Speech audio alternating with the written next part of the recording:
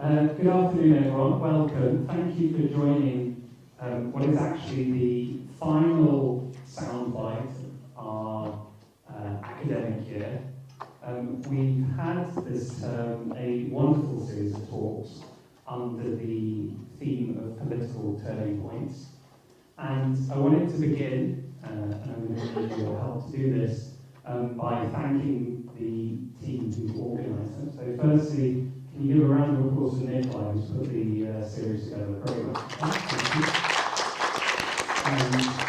I also very appreciative of Velvet and Elena, who do all the hard work in the background. So we can have a round of applause for them. Thank you. So, yeah, sincere thanks. This has been a really wonderful series of talks, very thought-provoking. And I'm delighted we've been joined by Professor Alison Scott-Baumann as our capstone speaker. So Professor Scott-Baumann works just down the road in the Department of Law at SOAS, and she's Professor of Society and Belief, member of the AHRC peer review colleague, and one of her most recent research projects funded by the AHRC and the SRC was a grant to look at and analyse representations of Islams and Muslims on university campuses.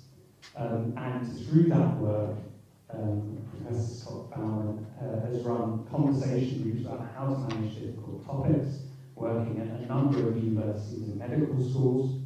And her current research builds on this by thinking about how do we create networks to improve access to public debate among staff and students, increase parliamentarians' access to rigorous academic research, and improve contact between students, staff, and parliamentarians. And somehow there's an amazing ability for each of our talks this term to be absolutely timely and on button. And I'm sure many of you saw the very large fine that was administered yesterday to Sussex by our former colleague, Sasha Rosenell. So, you know, we're, as always in this series, really dealing with incredibly pertinent and timely topics that we need to think through and react to. So today, the talk is titled Using Expert Knowledge to Influence Policy. Is democracy. And yeah, I think with that, I'll hand it over to Prof Scott-Baumann. Thank you so much for joining us. Thank you. Good afternoon, everybody. It's lovely to be here. I didn't have far to walk. That was lovely. I was here as an undergraduate in the late 60s, so it's very different. This kind of elegant seating was not present then, and the lighting, which is quite pleasant as well, wasn't available. Can you hear me all right? Yeah, okay.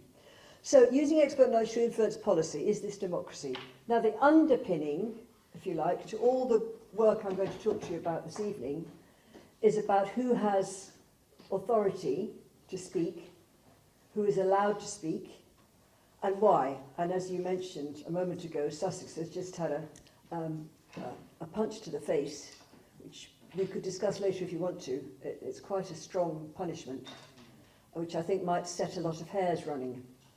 So what I would like to do is talk you through, it's a miniature Bildungsroman. I want to talk you through some mistakes that I've made over a period of 30 years or so, and then the solutions I've found to rectify the mistakes. And they're all to do with who has a voice and why, and how can we amplify the voice of those who don't get to speak. So you could, question me on this expert knowledge. We all think we're experts, but I'm going to talk quite a bit about parliamentarians going to and fro. And as you said very kindly in your introduction, a recurrent feature of my work is how do we have freedom to speak, even to think.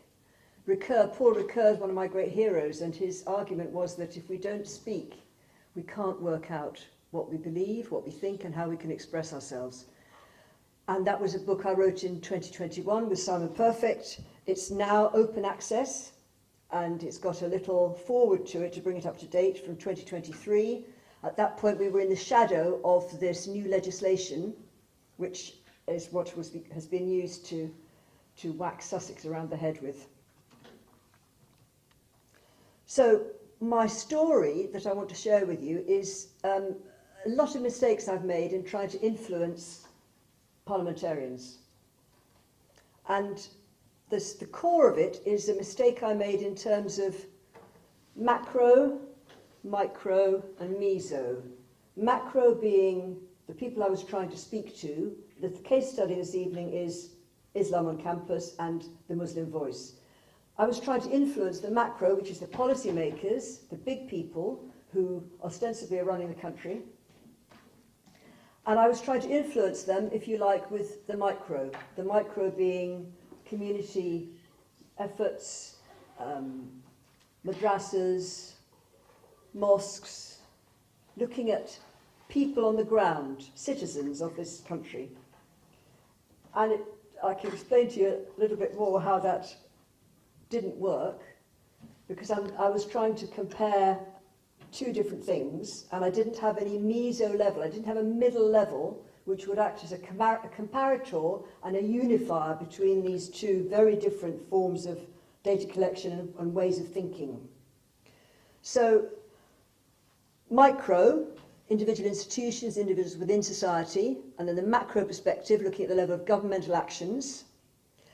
I thought 30 years ago this would be very productive, because it allows us to look at the tensions and the discrepancies between policy, the macro, the institutional, and practice, the micro, the people on the street, who are citizens of this country. I think if you work at the macro level, or at least you're observing the macro level, you are looking at ideologies behind policies. I don't know if you've noticed today, I was told, I hope I don't get this wrong, but I was told that the film Adolescence has led the government to say, okay, we're going to do an anti-misogyny project. Fine, but that's an ideological position I think they've adopted. I'm sure this could be necessary, but to have it triggered by a film seems to me like an ideological position. They're not using what we would think of as expert knowledge. But I don't know the full story, so I could be doing them down there. And then the micro demands analysis of multiple personal, social inequalities and their intersectionalities. So those are the people on the street I worked with.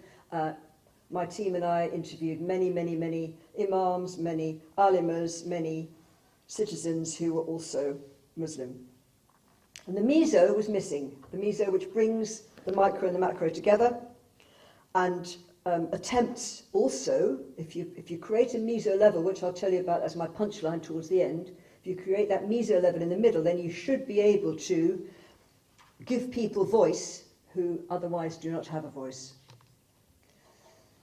Macro. So, very quickly, the right to speak, to think, to disagree. That's not possible in this country in certain circumstances because of the counter-terror legislation called PREVENT, which you have heard of. Religion, gender identity and politics are all under threat. The right to be safe and to be Muslim, I would suggest, although I'm not Muslim and I'm cloaked in white privilege, obviously I'm very far from knowing what that feels like, but that is a person who is particularly at risk in certain circumstances. And yet we know, don't we, that our politicians would argue, and I run an all-party parliamentary group, which I can tell you about later, politicians in that circumstance would argue that rights should provide protections for the pursuit of those differences. And all the international legislation we have argues that difference must be protected. Respect and tolerance of different faiths and beliefs. So how do liberal values play out here? At this point in an argument, often liberalism is excoriated as the villain of the piece that has let us down, that has deceived us, that has had to raise high expectation and has never actually come up with the goods. There is some truth in that, probably. I think liberal values do advocate difference.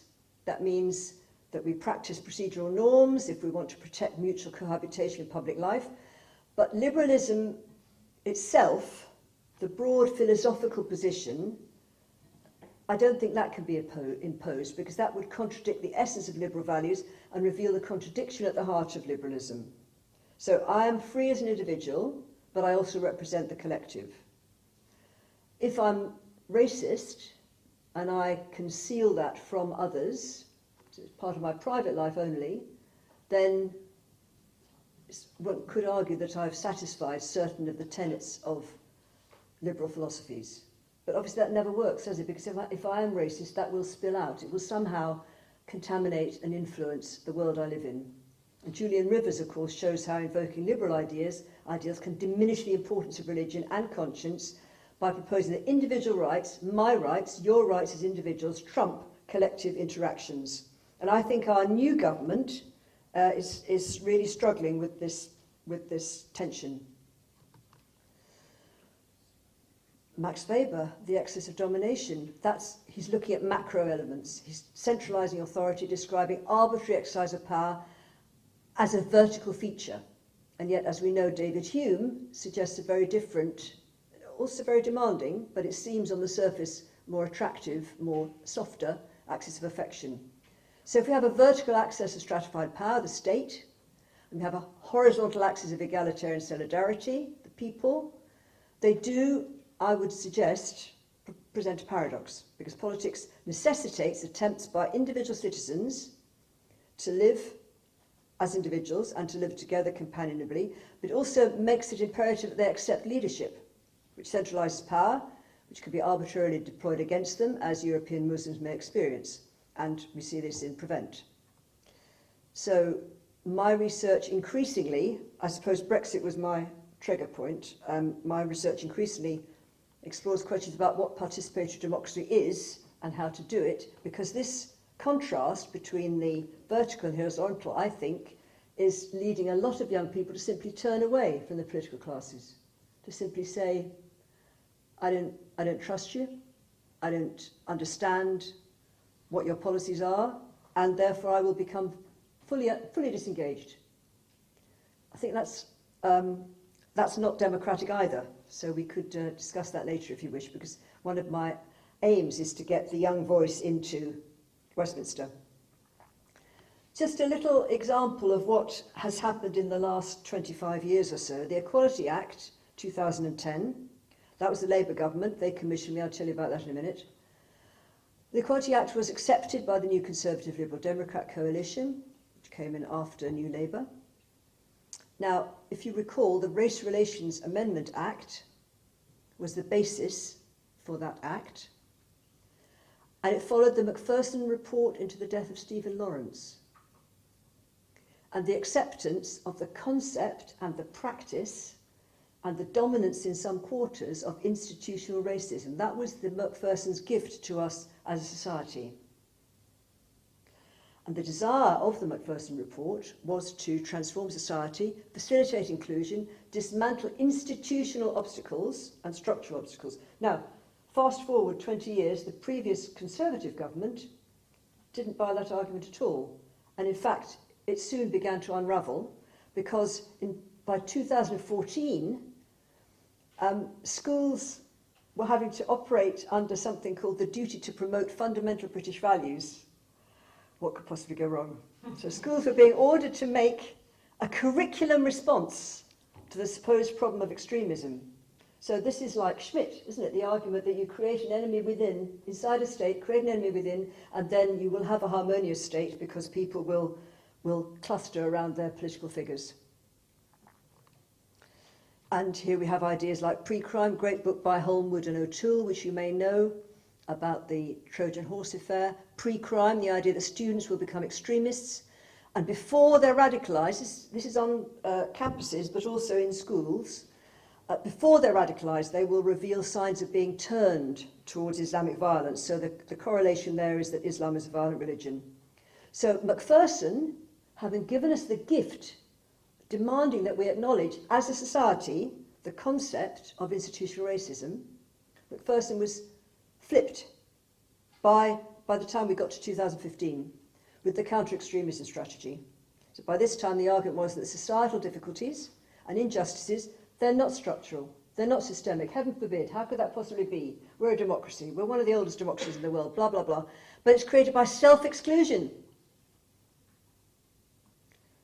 This creates risk for wider society in the form of extremism, and more particularly Muslim extremism. So it's self-exclusion, it's small groups deciding to exercise their already frightening, vociferous tendencies and break off from mainstream society.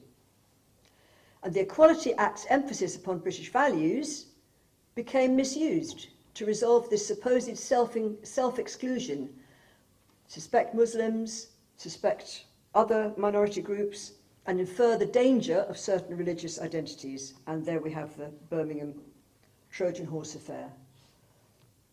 So this was my honourable attempt, my subsequent actions for the next 30 years, 20 years, 25 years, were an honourable attempt, I thought, to try to not flip, I couldn't flip Macpherson back, that would have been too much, but to operate as if I accepted that institutional racism is a thing against which we must attempt to fight.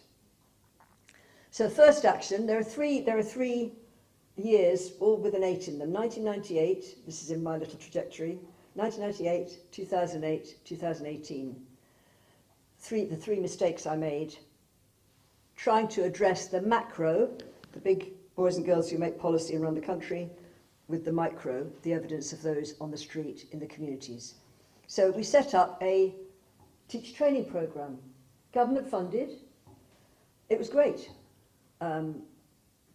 But after 3 years, they were sending more inspectors to inspect us than we had students. They were crawling all over us like, I don't know, it was very odd. So we realised that probably this was not being viewed by the government as a success, it was going to fail, so we shut it. We decided, maybe we shouldn't have done, but we did. Then 2008, so number 8 comes in again, I was commissioned by New Labour to do a big project on the training and development of Muslim faith leaders. And again, I believe that if I worked inside communities, I could influence the policy making at a central level. Because I would use expert knowledge. Remember, that's in my title, expert knowledge. Surely expert knowledge will trump ideology, will trump prejudice. We can use expert knowledge to overturn injustices. And it was obviously a fabulous project, I would say that. But it was completely ignored. It was completely ignored by New Labour. What we then did was we retreated from trying to influence the policymakers into a nice bit of AHRC research. So we've got 3 years of funding to do the work on Islam on campus. And we did find, so at the end there, we found the students and staff do self-censor. This is back in 2000. We got a lot of field work in 2016-17 when Prevent was beginning to be given more muscle by the then government. So students and staff do self-censor their discussions to avoid becoming the object of suspicion, and they are, back then they were often discouraged, or sometimes discouraged, from exploring, researching or teaching about Islam, related topics such as the Middle East, Israel-Palestine, foreign policy. Now back then, we had students and staff coming to us and finding us and saying, we want to bear witness to this. We don't like it. This is Muslims and non-Muslims. We want to be in your project. We want you to interview us. I don't know what you think, but I think if I did that same research now, I think it's just become part of the water system. I'm not sure that people would say that this is bad. What Prevent is doing and what the precursors to Prevent were doing in inhibiting our capacity to communicate, I think then they noticed it very strongly. But now, I'm not sure. I think it's worked. I think I would say the broader curriculum in our 140 or so universities is actually quite constrained. So then, this is evidence of what happened in 2018, and it went into 2019. I was approached by a really lovely civil servant called Hiri Patel. She said, love the work you did 10 years ago, 2008 to 10. Would you like to reprise your work, looking at imam training and alima training and work in the communities and reactivate your attempt to secure some kind of respectability for Muslim communities and other minority communities? I said, yes, of course, amazing, I was so excited. I thought my moment had arrived, this is it. And look at this, a letter from Lord Bourne to St Mary's University. This government is very supportive of such developments. I'll be delighted to visit you and invite you to the House of Lords to discuss these matters. let me assure you, Professor Campbell was, I think, Vice-Chancellor of St Mary's at that time, we will publicly support and commend your work in this area, which is of utmost importance for a cohesive, productive and peaceful society in Britain. We published on it, we were very excited, we did the research, we wrote the report, we organised a launch in the House of Lords, and then my guardian angel, Hilary Patel, moved to DWP, Department for Work and Pensions, and suddenly it was almost as if people had become deaf. The civil servants she'd worked with said, we're not really doing this anymore. No. And here we go, my favourite philosopher. The paradox is that institutions have no moral conscience. And it's their representatives speaking in their name that confer on them something like a proper name, and with it, historical guilt. So I was really out in the cold then, for the third time. The penny was beginning to drop. The penny was beginning to drop in the sense that I decided that my attempt to influence the macro with the micro was definitely not working. 3 times, 1998, 2008, 2018, I had tried honourably, generously, kindly, funded by the government, and on every occasion, I think this happens quite often, to be honest. This is not unique to my work. They say it's a really lovely report, thank you so much, and then they put it in a drawer and it's gone. So it's quite common. But again, is this the right way to treat expert knowledge? So then I decided that I didn't know what meso would look like, but maybe there's something in the middle between these two extremes that might facilitate my dream of securing a voice for people who don't have a voice. And so, I know it's very cheesy, I'm sorry, but I wanted an acronym, because everybody has acronyms, you've got to have an acronym. And so I chose this acronym, Influencing the Corridors of Power, ICOP. Okay, anyway, moving swiftly on. So I got a little bit of funding from HIFE, which is the Higher Education Innovation Fund, which is designed, it's given a fund given to all universities in varying amounts to do this work of improving policy and trying to improve policy with expert knowledge. So UCL will be using this money as well. And I didn't know what to do, but being a philosopher, I thought I'd better read some philosophy to see if I can work out. So I've secured a bit of money, I looked at Big Ben and I thought I'd like to get in there, not to Big Ben, but into the Palace of Westminster. So maybe being physically present might help. But I didn't know what to do, so I read Jane Addams, US pragmatist philosopher who was best mates with John Dewey. She was very influential on the President Roosevelt, and she also worked with a new C.S. Peirce. But most people haven't heard of her, actually, just as a side note. Maybe because she's a woman? I don't know. Anyway, she was a pragmatist philosopher, and she used standpoint epistemology, the idea that if you wish to influence people, you have to let them influence you. So she worked a lot with migrant communities in Chicago's 19th precinct, which was very rough. I think she had a bit of a blind spot. She tended to work with European migrants, white European migrants, but she did do very good work, and she strove for leadership that involved seeking and meeting the goals of those without power, who often may have no clear goal in sight, until it emerges in discussions, takes time, and negotiation.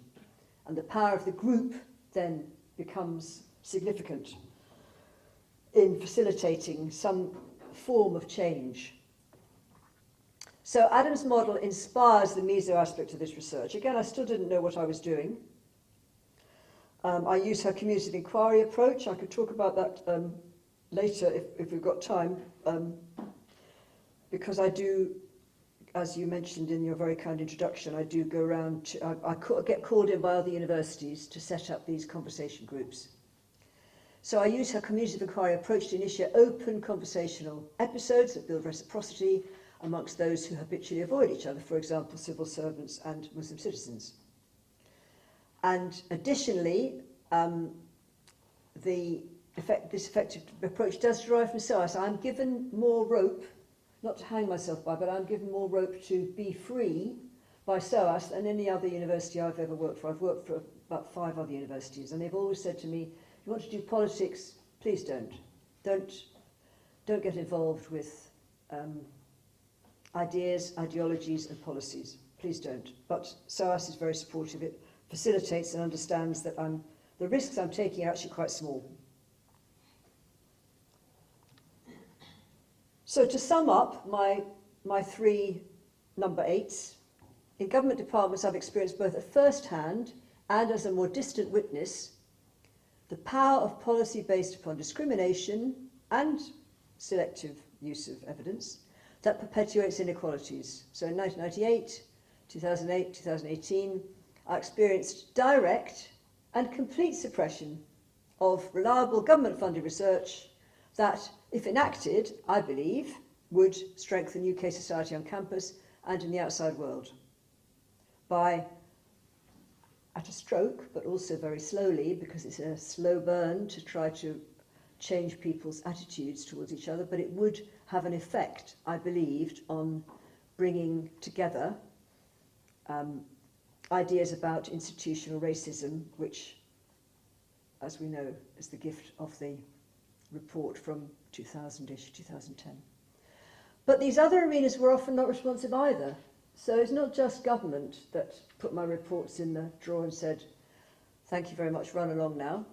So in the longer term, we failed, we as my research teams, we failed in our attempts to engage universities and Muslim seminaries in taking our findings seriously and building on good practice. That was not least partly, it was mainly because when they realised that government that had been supportive was no longer supportive, what was the point? If there wasn't going to be an imprimatur from the government saying, yes, we like this work, like Lord Bourne, when he was feeling enthusiastic, if there is no support from government, then there's no point trying to swim against the tide of discriminatory tendencies. So after these several significant setbacks, I've written failure into my model for change and concluded that entering the Westminster lion pit on reciprocal terms is an approach worth trying. But I still didn't know what to do. I got my acronym, ICOP, Increasing the Corridors of Power, but I didn't know what to do with it.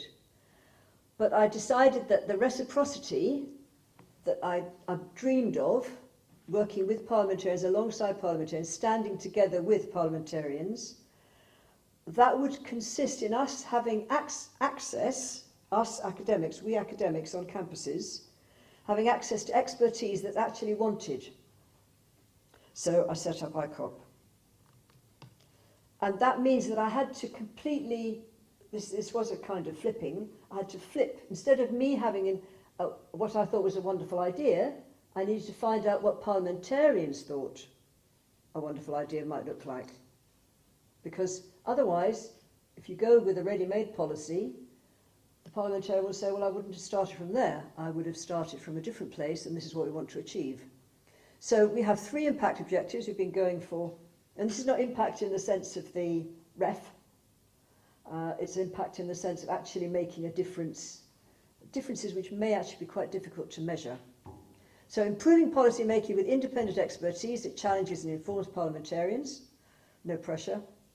Secondly, forging strong connections between SOAS and other universities, expert practitioners of Westminster. Now there's a little joke hidden in here, isn't there? Because you may know that SOAS is often viewed by the establishment as a rabid hellhole of far-left Marxists who are completely bonkers and, you know, are not worth the attention of a respectable government.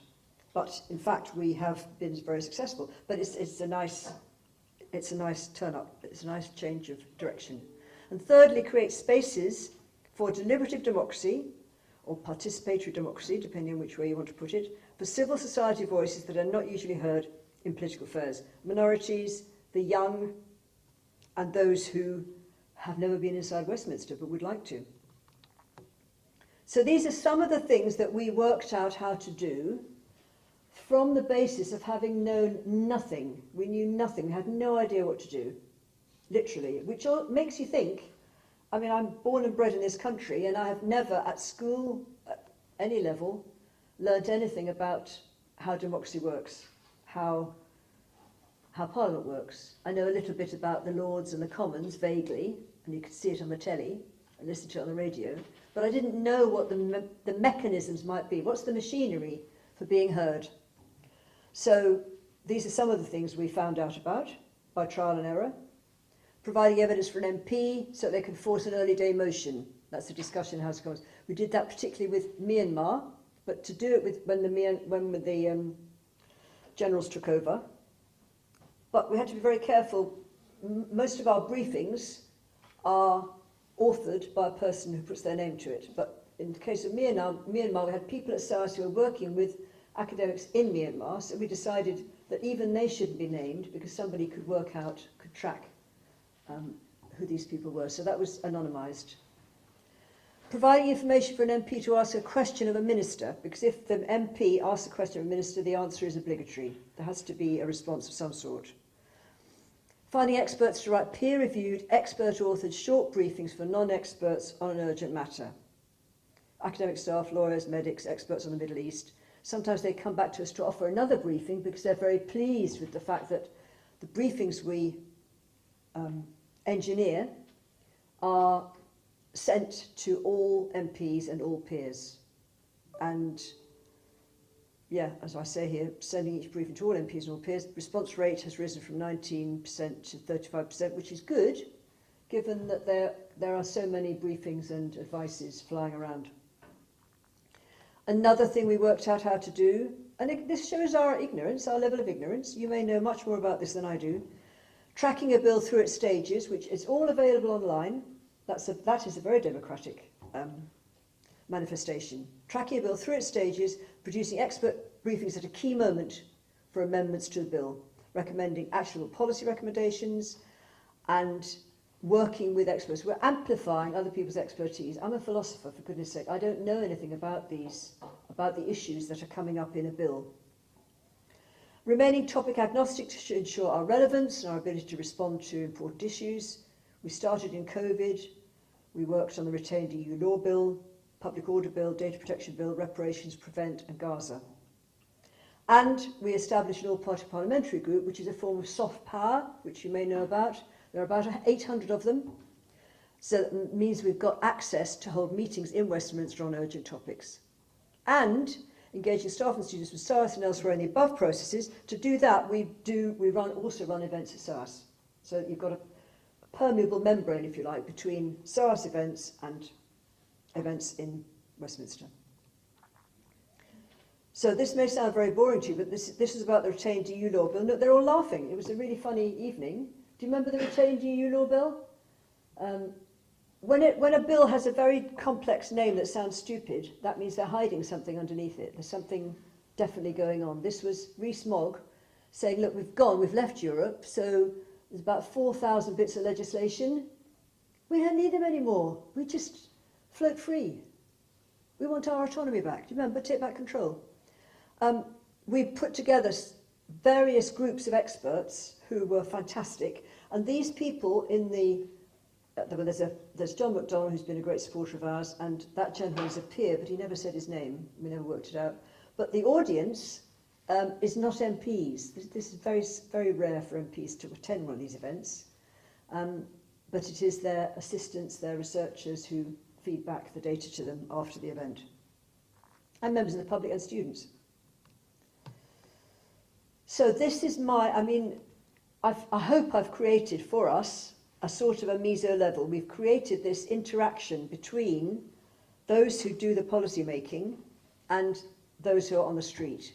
So we're bearing witness to what takes place in Westminster by being there and interacting with it. The price we've had to pay is that we've become, we were initially very tentative. What's the point? It's just a small group. We're a very small group. How can we possibly make a difference about anything? Would anybody listen to us? And will we get it wrong? Do we know what to do? No, we don't know what to do. So in our all-party parliamentary group, we do bring together state actors and civil society protagonists to discuss with each other their approach to political issues, policy matters, Islam and secular state. We've run panels in Westminster on very hot topics. We did one on reparations. On the panel, Belle Ribeiro Addy, Labour MP, she chaired it brilliantly. And on the panel were 2 representatives from the Church of England and a top researcher from America and a woman from a pressure group. So our work, we hope, reflects the confluence of several dynamics that ICOP has created and continues to operate within. So we're tracking policy developments in new bills and looking at the opportunities for policy debates via Hansard. If you want to know which MP or which peer is obsessed with a particular issue, just word search on Hansard, which is the written record of all the discussions that take place in the Commons and the Lords. We're not using MPs' X feeds. We've gone off that really. It seems to have become a hellhole, a cesspit. So I should have struck that out. Tracking of research and expertise generated in universities, think tanks and NGOs. Imagine this. Imagine if some more universities did what we're doing. We could really provide a lot of information for parliamentarians who sometimes write to us and say, thanks for the briefing. I'm going to use the 5 main points you made in my speech tomorrow. We've also been able to tap into the readiness of experts to author or co-author briefings with policy recommendations in time for significant policy debates, and we have also benefited from setting up the all-party parliamentary group because that gives us physical access to, literally, to the corridors of power. So my research team at SOAS, a small group of young ex-students or junior academics, provides the secretariat for the APPG. And we also maintain independence of choice and author in our briefings. So the briefings we issue, I've kept them independent from the all-party parliamentary. We don't need to go with our Tory representative as you have to have 4 officers. Lord Balfe is our Tory representative as a officer. And I don't go to him and the others and say, is it okay with you if we run a briefing on the necessity of acknowledging Palestine as a state? I'm not going to go to my all-party parliamentary group and ask them for permission to do that, because I might not get permission. So the Secretariat is the same group of people, but we have our independence protected by SOAS. And that makes a huge difference. We can only do this because Adam Habib is fully supportive of this approach. So periodically we're cited or commended in Hansard, not ICOP, thank God. They don't mention ICOP because nobody would know what it stood for, but they mention SOAS. And John McDonnell, who's been massively supportive, sequences to identify an issue, commission a briefing. He's got that wrong, hasn't he? Because we do that, but not as part of the APPG. He was there as we were re-establishing the APPG, so they are separate. But he hadn't noticed that. That's fine. There's a lot of smoke and mirrors going, and he didn't realise that we keep the 2 separate. And it permeates, it gives MPs a resource, and it can inform MPs of different issues. So, finally, there's a picture of my book, my latest book, 2023. Chapter 7 is about this, and it's open access. You don't have to buy it. But I do like this quote by Ian Dunt, who has written a brilliant book, How Westminster Works and Why It Doesn't. I don't know if anybody here has come across it. It's a brilliant book. I saw it in Waterstone this afternoon.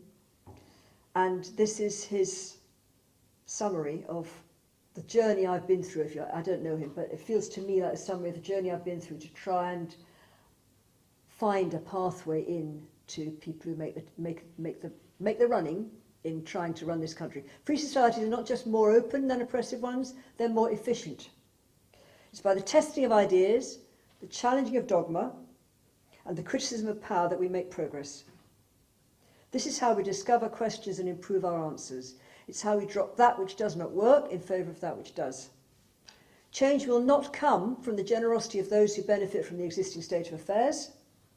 It will come from the sustained challenge of those who do not. And although I and my team, we are relatively privileged, we didn't have access until we pushed our way in and said, oh guys, we don't know what to do, but we're here. It requires a change of mindset to enter a situation where you don't know what you're doing. It's really important, this, because there were times when we thought, should we just give up? What's the point? Because sometimes the deathly silence. Just one example, we did a gorgeous briefing on decolonising the curriculum. Deathly silence. Obviously, who in Westminster is interested in decolonising the curriculum? So then we learned from that it has to be time sensitive. They need to want to know something urgently that they know that their constituents want to know about. We need to be able to get hold of a really reliable expert quickly, and it needs to be an issue that we're interested in. For example, not dangerous dogs legislation. Dangerous dogs, that's a big issue, it does need to be dealt with, but our expertise is different. Our expertise is about issues that we think are morally and ethically important to what SOAS can offer and what the whole sector, what the whole higher education sector can offer. So, there you go.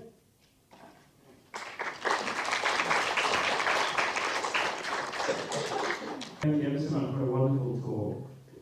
Really fascinating. I'm going to ask a few questions as chair before opening up to the floor. We've got plenty of time for questions, so do start jotting them down. So I was firstly curious to hear a little bit more about students. So how do you get students involved in this process? I mean, that sounds really wonderful. Could you tell us a bit more about that? Yeah, so that's still an uphill struggle. But what does work is, as I mentioned earlier on, running events in SOAS. Right. So whenever we run an event in SOAS, we do a little pitch about this work we're doing in Westminster. And sometimes they come up at the end. A member of my team will be there, a young person. So they might come up at the end and talk to the team member. And sometimes they engage directly with us and come into Parliament. We have also taken groups of students into Westminster to be talked to by a parliamentarian, but it's quite difficult to organise. And it's a little bit sort of artificial. But also students do attend our events that are APPG controlled in Westminster, because we would always open up an Eventbrite page, not because we're charging, but just we need to know the numbers. So that also brings in students from lots of other universities, actually. So we do try and send out advertisements for what we're doing. But it is an uphill struggle, because there is so much antipathy towards the political classes. I mean, they don't do them any favours, and you know, the new government is currently not striking the right notes, I don't think, in lots of ways. So. Yeah, has there been any areas where, you mentioned a key part of your process is sort of listening to parliamentarians, what their interests are. Have there been any areas where particular issues have resonated with students? Because again, there's that recognition of their interests, concerns, what they want to discuss. Yes. So we have seen the need to be tactical on this. So the events we run in SOAS are often events that we don't think is worth making the effort to run in Westminster. Two examples: the Julian Assange case. Before he was pardoned, we ran several events in SOAS on Julian Assange. We felt that there wouldn't be much point running them in Westminster, because it's not a matter for the whips to say don't show any affiliation to this guy, but the feeling would definitely be clearly that Julian Assange is a criminal among many parliamentarians. The other one was Shamima Begum. We've run, I think, 2 events in SOAS on Shamima Begum. Those 2 figures resonate very strongly with students. But also Shamima Begum, you know, I think she should be repatriated personally. And obviously that was our line that we took. But we thought it was more useful to hold an event like that in SOAS than walking 2 miles down the road, all the hassle of setting it up in Westminster. Is any parliamentarian even going to send one of their researchers to that? Probably not, because they would certainly be instructed. So I'm not being cynical, I'm just saying that we're tactical, and we can get big audiences in SOAS. That's the other thing, that I don't know how many of you have been inside the committee corridor in the House of Commons, but the rooms are quite pokey. Quite often they'll take 50 or 60 people, but we get more than that when we're running to SOAS. So is that That's a very helpful observation. And I wanted to think about this, well, I guess to frame this scaling issue. So there's something almost ethnographic about your process. I think you just went in and sort of, what's going on here, and then kind of learned through that process. How does one sort of scale this? Would you advocate for sort of more people within your community, or is there any value in UCL doing something in parallel? I mean, inherently that doesn't seem like it would be such a good idea, but what's your perspective we're thinking about universities? No, I think it'd be brilliant. I think it'd be brilliant if, I mean, there are at the moment about, according to my research, which wasn't terribly thorough, but I think we were able to locate that about 16 universities provide the secretariat for an all-party parliamentary group. But they don't seem to do it in the slightly edgy way that we do, where we're actually making quite good use of our advocacy tendencies. I hesitate there because I try not to use the word activist tendencies because parliamentarians get very upset that it mustn't frighten the horses. So our advocacy tendencies are well served by having an APPG, but these 16 other universities who run the secretariat for an APPG, they seem to be doing it simply to keep an eye on the way that scientific program or that particular topic area is developing, but they're not, I don't think they're using it to influence the discourse in Westminster. Right. So that seems to me, and that's a very small number of our universities. No, it'd be brilliant. I think it'd be fantastic if UCL, Birkbeck, everybody should, we could really cause trouble in the corridors of power in a good way by honestly, they're so grateful. A lot of MPs write to us and say, like the one who said, I'm going to use those 5 points, it must be, and they sometimes a peer will write and say, I think I'm going to vote the way you suggested. Now, to be honest, we don't actually suggest that you vote in a particular way, but we do say these 3 amendments. This is only with expert information. These 3 amendments need to be modified in the following way. So, we're not telling people how to vote, but we're giving them digestible stuff on one, it's just one page, the equivalent of one page. And so, no, it'd be brilliant. Yeah. It'd be fantastic. Sorry, very rude Chair's questions today, but a very interesting issue. So one final thing, maybe we'll come back to a final thing, but I was thinking about centralisation of political power in the UK, and what would this model or set of processes look like in a more decentralised way, or with groups of academics working with local authorities or political actors beyond the Westminster Centre scale? That's the right term. Yeah, I don't know if I know the answer to that, because we've tried on various occasions to get a handle on local government, and we haven't succeeded yet, because a councillor says they'll help us and then they leave, or something, it can be quite difficult to get your way in. So I don't know if I could answer that. It would certainly get more messy. And I think we would require training about how local government works, because actually, after 5 years of doing this, we have really quite a good sense of how, as Ian Dunn says, how Westminster works and why it doesn't. We've got quite a good sense of that now. But for local government, I think that's to me it looks like a messier, more complicated field. But that would be very important to do, because there needs to be that's meso. That really is meso, working with the communities who are themselves trying to influence the macro. Yeah, and I think we found in some of our work with IGP with local authorities the hollowing out of capacity at that scale more recently has actually led to even more enthusiasm for this kind of capacity of work that we can do. Okay, I've got even more questions, so it's very rude to exclude everyone else. So we've got Nick and Les, and do wave if you. So we'll take 2 questions to begin. No, go. Thank you so much. I really, really enjoyed your presentation.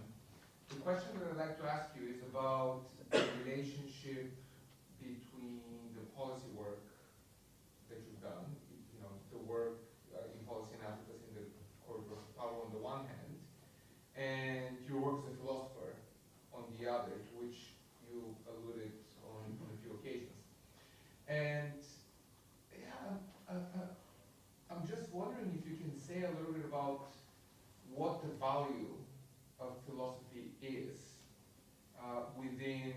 policy work and politics and advocacy, I mean, does being philosophically informed make one better at developing and advocating certain kinds of policy proposals? Or is it just a case of, you being good at both, as it were? Yeah, I wonder if you can sort of comment on that from your personal experience. And that's a great question. I would suggest that it depends what sort of philosopher you are. I mean, in the field of pure philosophy, I'm seen as a bit of a mongrel because I apply philosophy. So I'm not counted as the real pucker animal. So I've accepted that over the years, and the reward I get for that is that I then find it easier, because I do a lot of applied work. I can look at what's happening in Westminster, and it doesn't frighten me, because, as you know, I'm very keen on Paul Ricoeur, and I like to look at the language people are using and the way they express themselves, and to see that as a really rich seam that we can tap into. But I think if I were a Heideggerian philosopher, I'm not sure that I would have the same mindset. I might be a bit less optimistic. So you're right, is it my personality? Is it what I was inducted into by my parents, that the cup is half full most of the time, or at least you can pretend it is, and then you can drink from it and move on, benefit from it. But I do think there's another way of answering your question, is to say that it has made me intellectually reckless. Because I'm a philosopher and I read modern French philosophy and I read Aristotle and Socrates and Plato, I think it's given me the confidence to say that we are going to try this thing even though we haven't got a clue what we're doing. So I mentioned that at several points as a team we thought, is there any point to this? Why are we doing this? It's just silly. There's deadly silence coming out of there. It's just embarrassing. Actually, it sounds trivial because I'm saying it lightly, but it actually, I think it often leads to projects just stopping dead in the water. Because why? It's just little me and 5 other people doing a day or two a week.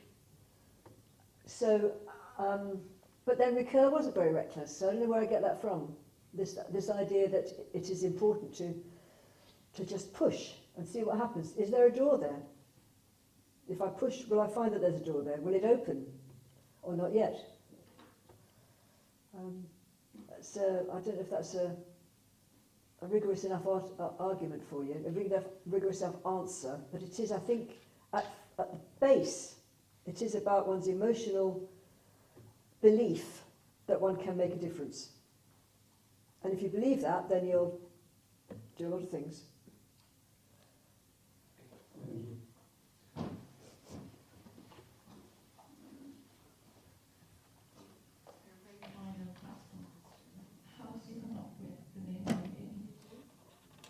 Sorry, I can't hear. How did you come up with the name Of ICOP? Of the MPPG. How did you The come up with MPPG, the All-Party Management. Okay, so that was another risk we took, but actually it paid off. I wanted to do an APPG on free speech because this was COVID. We started this in 2020. No, 2022. It's the tail end of COVID. And the free speech wars were beginning to really ramp up. The polarisation of arguments, so there's no middle ground for you to debate in. You're either that or that. So I wanted to do one on free speech. But there was a very right-wing Tory MP who's since gone bankrupt and lost his seat, but he was MP for Windsor, and he set up an APPG on free speech. So I wrote to him, hi, I'm an expert on free speech, and I'd love to work with you. Would you, shall we talk? What happened? Nothing, obviously. No response at all. And in fact, his APPG was never, it was registered with the relevant office, but it was never active. They never did anything. I don't know why he decided to commandeer the phrase free speech. So I couldn't call it free speech. So I decided to call it community inquiry. And everybody goes, yeah, what's that? What is that?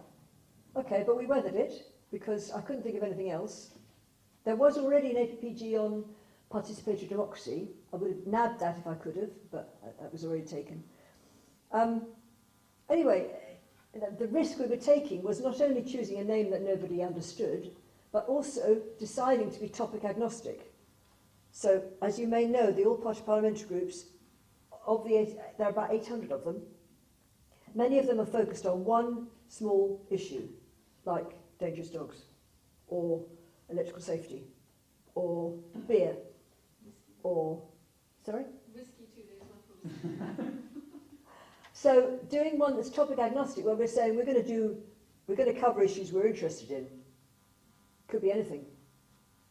That gave us a lot of freedom, but initially it meant that people probably thought they didn't know what we stood for.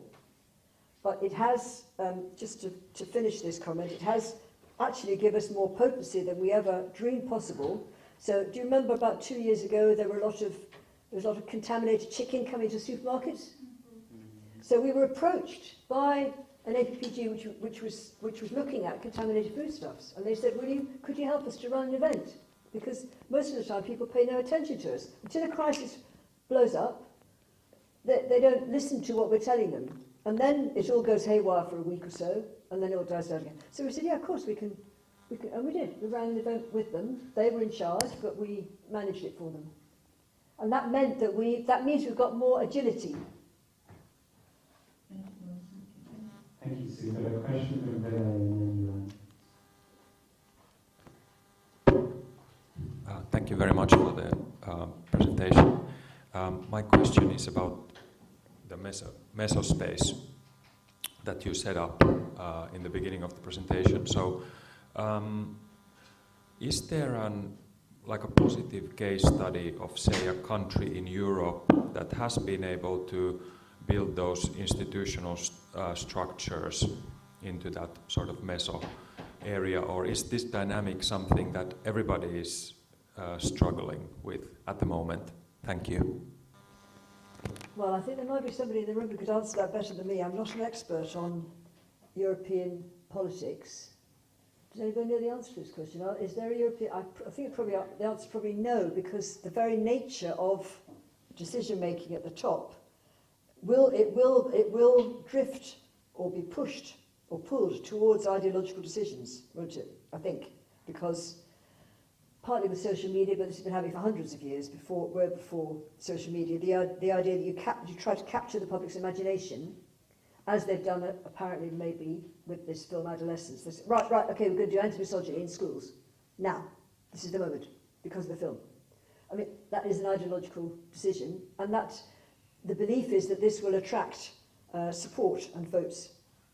So, I think what we're arguing for is impossible to achieve, but every now and then something happens which gives us success. So, I don't know about Europe, but I'll give you a specific example of one of our successes, which I'm sure is related directly to the fact that these all-party parliamentary groups have this sort of soft, fuzzy likability about them.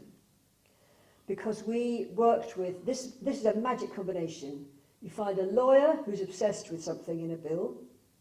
You find a peer who's similarly obsessed and hopefully knows that same lawyer. And then an MP ideally. And they're watching it, they're tracking it. Committee stage 1, 2, 3. Then the voting is coming close to people deciding whether they're going to make the amendments. And we actually, under the previous government, we succeeded in getting a Data Protection Act dropped because the groundswell was so strong, and our briefing was read out in full in the Lords by, I can't remember his name, a peer, and he said at the end, the work that you did in ICOP played a very important role in us managing to achieve the setting aside of this bill being dropped. I don't know if you think data protection is boring, but the previous government spent a long time trying to use the courts to soften the protection of our personal data. Because they thought, for some reason, the previous government thought that would make us more attractive in the business community. In fact, it would have the opposite effect, because the business communities would say, we can't trade with you anymore because your data protection is so lax now that people's private information is not retained. So that's an example. I don't think that would happen in Germany. I don't think Germany has, so I can only do a negative thing here. I don't think a country like Germany has these all-party parliamentary groups. But I'd like to find out. I'd like to launch a big project. We should do it with UCL. Big project to look at what the voice of these groups can be. They've become very popular in Finland in the past 5 years. Oh, so you know the answer. It's Finland. I know that huge issues with this same, the same problem there as well. Right. And I know that they are kind of trying to build all kinds of structures in that space. Okay. But they are doing that. But I Brilliant. wouldn't say that they are a positive, successful case study Okay. by any means. That's great. That's interesting. Thank you. Thank you very much. Thanks. Susanna, please. Thank you. I have a practical and personal question maybe, because I wonder how for the past 20 to 30 years you consolidated bureaucratic wall and what was your momentum of keep going? I asked this So hang on. For the last 20 or 30 years. 20 to 30 years, I think you hit the bureaucratic wall multiple times. You met with that silence, and what actually keeps your momentum going? I ask this question because in the past 3 years at least, I've discussed multiple times with the UCL Central Exhibition team in trying to organize exhibition called Me Too in China, basically documenting what actually happened since 2018, and also because we have such a large number of Chinese students, so it is also opportunity of anti-harassment training. I met them multiple times, different exhibition teams, but because the staff who are at the UCL exhibition keep changing, I feel every year I'm wasting time talking to different people from the very beginning, and then it went silent. Until this year, the case of a UCL mechanical engineering PhD student social break out, where the male student raped, drugged over 100 female students. There are a lot of people, especially female students, coming to me asking me to do something, but I can't find the momentum anymore. I was like, I've been trying to do this because on the other hand, I don't feel I like to chase the kind of hot topic. I know this is a good moment, but I also have the tendency, because I want to do it more properly rather than treating it as a news. But then in the past 3 years, I've tried it. Even before it came into the news, it failed. And I can't find the momentum to do it. So I wonder whether you have any personal experience of sharing, because I only tried it for 3 years and I already feel like I'm giving up. Sure. So one way of answering your question, which may not be a fully satisfactory one, but one way of answering would be to share with you that one of the motivating factors, as I said right at the beginning, for doing this work in Westminster is because I wondered whether the university campus, even SOAS, is receptive enough to risk-taking. So if I felt, I don't feel constrained in my speech at SOAS, but at other universities I have felt constrained in my speech. So the answer is, find a different arena. That's not a defeatism, because you know that the politics on any university campus will be intense, and it comes from the students, but it also comes from the top. It's the macro-micro thing. If you haven't got the capacity to create that meso-level, where they will talk with each other and trust each other and something will happen out of that, if that's not going to work, then maybe find a different arena. I don't know what that would be. I mean, for us it was Westminster. But also, that only works because SOAS supports us. So I would see, I think your situation is difficult. And if you feel that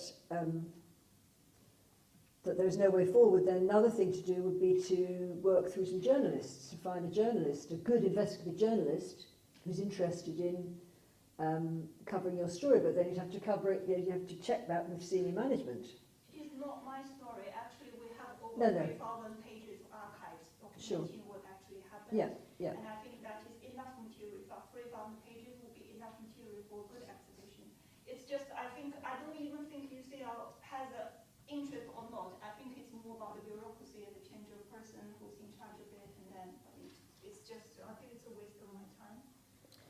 So if that's the case, then you need to leapfrog over those people and go right to the very top. But, Yeah, but you the know, problem again is like your problem, how to reach to the top, Yeah, yeah. how to make them listen. yeah. Thanks. Well, you find out where their offices are, you go in and you play dumb as if you don't realise that you've just transgressed by pushing into the inner sanctum of power. You just behave like some sweet young person who just wants to talk to the boss. I mean, that is also one of the ways that we've succeeded in Westminster, by walking in to places where we're not necessarily actively invited. Thank you. Any other questions? My hidden question was it started to get picked up a little bit. So you mentioned this adolescent show, which actually I know nothing about except for Mention what's that? Adolescence. Oh, yeah, This yeah. TV show which The seems Netflix show. Netflix, yeah, and half that's something I'm really for. So I was moving between rooms and kids, someone was those kids to watch it. So of course, then that's some sort of policy. But what actually this sort of thought provokes in me. So you talk about mechanisms of engagement and things like kind of policy briefings and the events and how that fits within ways of working in Westminster. And so I'm thinking as academics, if we're interested in policy engagement, what kind of scope do we have for this other kind of work? Because expertise could inform TV shows, and there could be a kind of political process, obviously probably more speculative. But we do see these kind of moments where cultural products or events have this kind of resonance that leads to kind of some sort of real political change or tangible political change. Yeah, so is there scope for us to do that, or you know, what would be your first steps? So there's a lot in that question, isn't there? Because we know that the post office, the film about the post office scandal, that did trigger a very significant move. So I'm not belittling the adolescence item. It may work out usefully. It's just it seems a bit strange, seems a bit sudden and a bit crude. But I mean, I don't know, this might be a different way of answering your question. I would say that what we're doing, what I've been talking to you about today, is tiny. It's very small scale.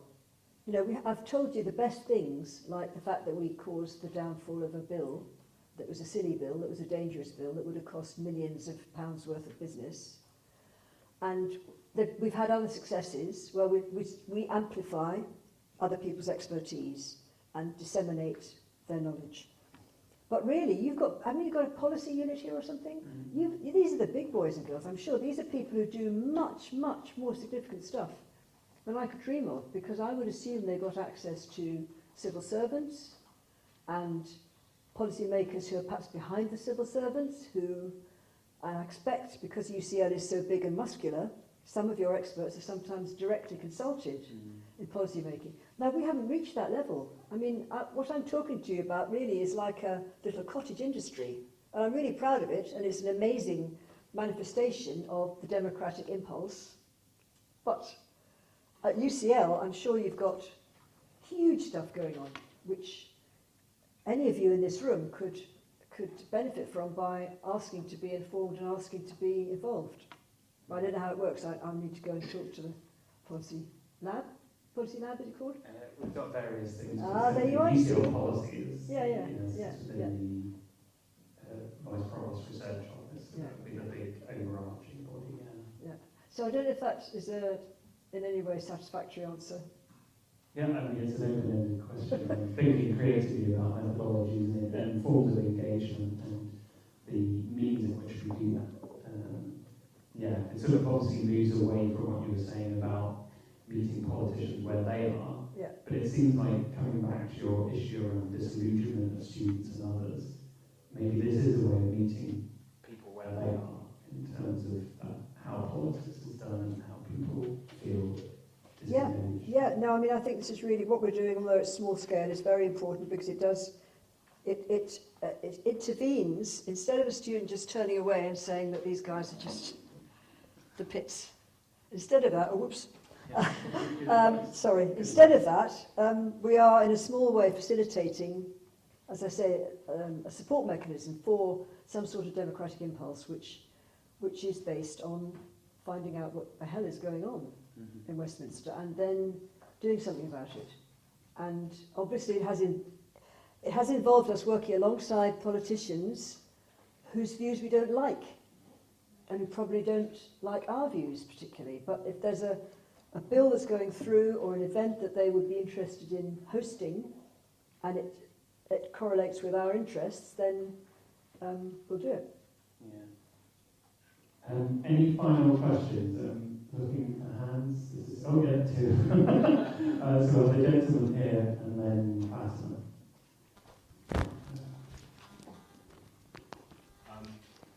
Hang on, we'll just get the mic just because the sound doesn't carry. With the sort of decline of newspaper readership and instead these things such as Miss Bates versus the Post Office and adolescence being viewed by millions of people and then the influence of that on government action, would you see it as somewhat sort of lesser if you were to use your academic input towards these productions in the same way you would directly to policymakers to have the same outcome but to go via that route?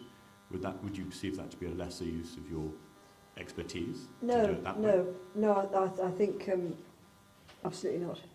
Yeah, no, I think that because the post office thing was massive, and it really made a difference. Although of course they've now gone slow again. The government's being very, very slow on the payouts.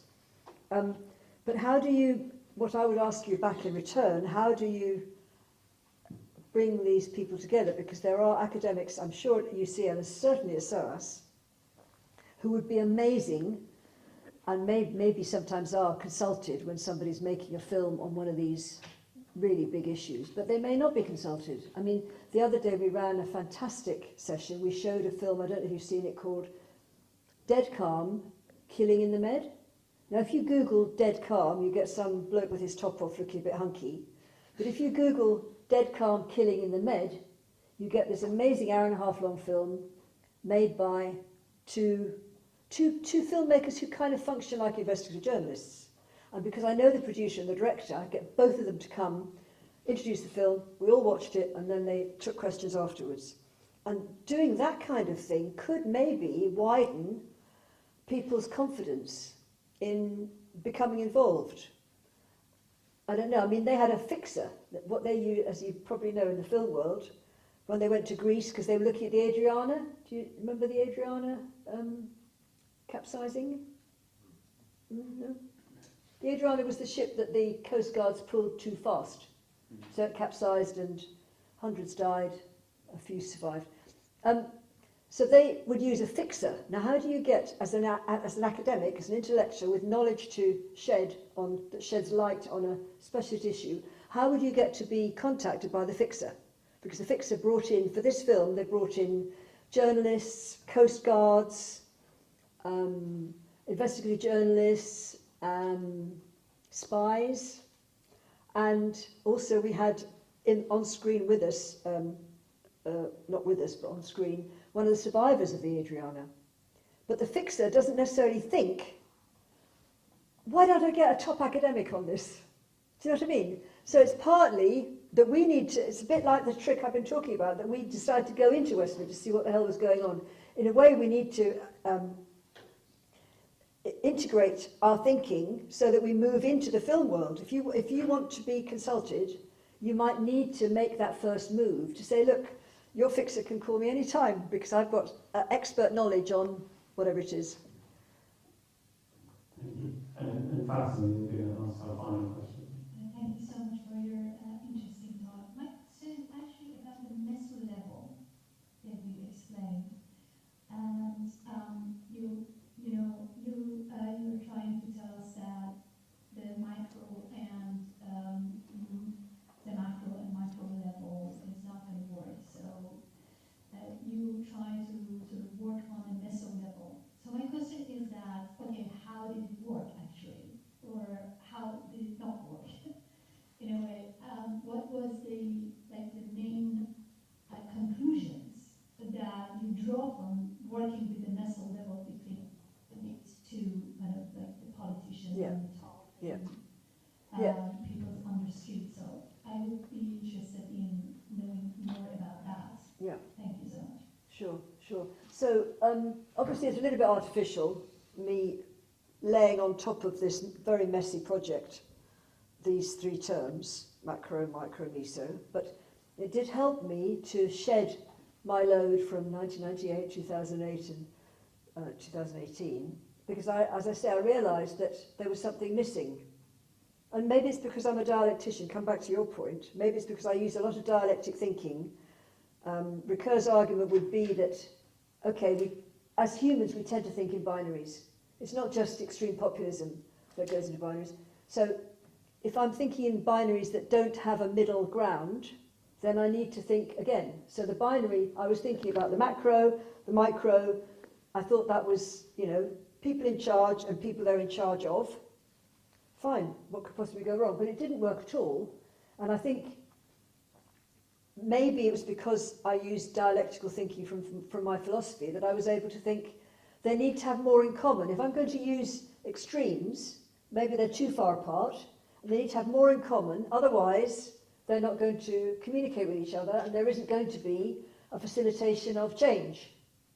So the meso seemed to me, I mean obviously we were shooting into the dark. I didn't know what I was doing, as I say, but I thought, well, Westminster is full of people who represent their constituent groups. They've got people who vote for them. They've got towns and cities dependent on them.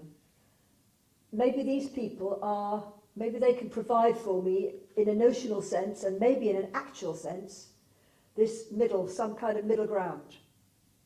So, you know, it is, I apologise really for doing macro, micro, meso, because it doesn't really work in a way, but it allows me to give you a shorthand, because I only had 40 minutes, give you a shorthand way of thinking about the fact that it doesn't really work to say to government, top government, look, these people haven't got a voice. They say, well, I've got a voice, okay, fine, they can always vote. Let them vote. And I thought, who are they going to vote for? Oh, these guys in the middle. They're not in the middle, but they're in the House of Commons. And they are, in a way, a middle ground, because they are the ones who have to respond. They're supposed to make, I mean, secondary legislation, I could talk about this sometime, secondary legislation is being overused by governments. They're saying, a minister will say, just leave it with me, guys, it's a bit complicated, I'll get the law passed. That's wrong, because it should be going through parliamentarians. There are what, I don't know, 800 of them? I should know, shouldn't I? Parliamentarians are supposed to vet at some level what's a new bill that's going through and look at it and see whether it survives scrutiny. So they are in the middle between the guys who say this is how we're going to run the country and their constituent group who they hope will vote for them and vote them back in. Does that help? Yeah, oh, absolutely. I was actually interested if there is time still. Just very quickly, my question was that actually. Can you use the microphone? How was it effective on extremism? Oh, sorry. So Alison's question was, how is it effective on extremism? So kind of linking in with the research that you've done in your 18, even in terms of Muslim students on campus, if I understood you right. How is it affected by extremism? Or its effect on extremism. So Yes. have you worked on extremism through the PPG? Only by bringing the people together who might either deliberately or accidentally avoid each other's company.